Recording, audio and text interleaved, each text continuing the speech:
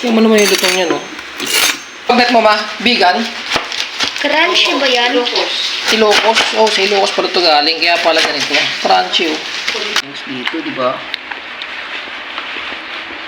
Gagawa nga tayo ng isang napakasarap na pagkain yun. Gagawa tayo ng pansit canton with crispy bagnet. Tingnan mo naman itsura nyo, no? Pamputukang batok din. Kaya ingat lang dyan sa mga high blood. Kaya simulan na nga natin. Gagamit lang tayo dito ng bagnet. Galing nga daw ito ng vegan o Ilocos. Binili kasi ito ni mama eh. Saka gagamit din tayo dito ng bok choy at iba pa mga gulay na ginagamit natin sa pansit.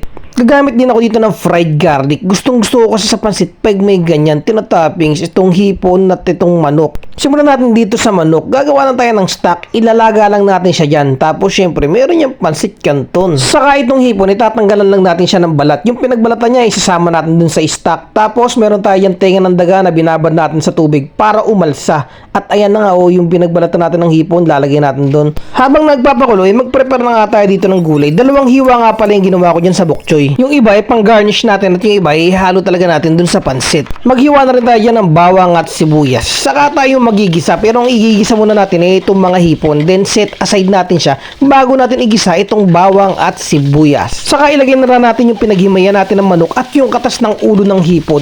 At maglagay na rin tayo dito ng soup stock na ginawa natin, chicken and shrimp stock yan syempre. Magkasama na yan eh. Saka natin siya titimplahan itong toyo at na itong oyster sauce. Mga tag-isang sandok ng toyo at oyster sauce, okay na yan.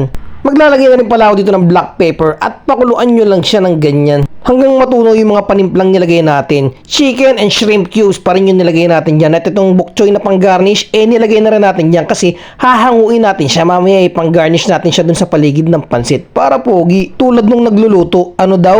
Maglalagay rin pala ako dito ng brown sugar. Saka ilalagay ko na rin itong mga pansit canton. Kalahating kilong pansit canton nga lang yung nilagay ko dito kasi ilan lang naman kami kakain dito sa bahay. Pero bago pa siya maluto, ilagay na rin agad natin yung mga gulay para sabay sila maluto. At yun yung tenga ng daga umalsa na nga Pero di yan literal na tenga ng daga. Yan yung mushroom kung tawagin na kasi siya tenga ng daga. Sa bagay, mukha naman kasi talagang tenga ng daga eh. Nilagay ko na nga rin pala dyan yung kinchay, saka yung bok choy na hiniwa natin kanina. Saka titimplahan ko na nga siya nitong Lawrence patis. Lawrence patis, simot na. Pero laban pa rin yan. Halu-haluin lang natin. Pero hindi na natin siya tatagalan ng pagluto. Ang gusto kasi natin mangyari, medyo crunchy pa rin yung gulay niya. Maglalagay pa rin ako ng onting brown sugar para pang-balance pa rin ang lasa. Konting halo lang okay na yan. Para hindi malata yung kanto natin at crispy pa rin yung mga gulay natin. At i-prepare na nga rin natin itong mga bagnet. Hiniwa ko muna siya ng ganyan bago natin iprito. Ang ganda nga ng itsura niya, no? Inamoy ko pa. Wala lang, curious lang First time ko kasi makatikim ng bagnet. Galing Ilocos at makapagluto ng ganyan. Kaya prito natin siya dyan para mag-crispy. Medyo lakasan niya yung apoy para crispy talaga. Pag okay na, i-plating natin. Siyempre, gandahan talaga natin yung pagkaka-plating dyan. Para itsura pa lang, nakakagutom na talaga. Para mas ganado yung kain natin. At siyempre, para may pangmaidin na naman si Mrs. Matic yan. Tinapis ko na rin pala dito yung mga hipon.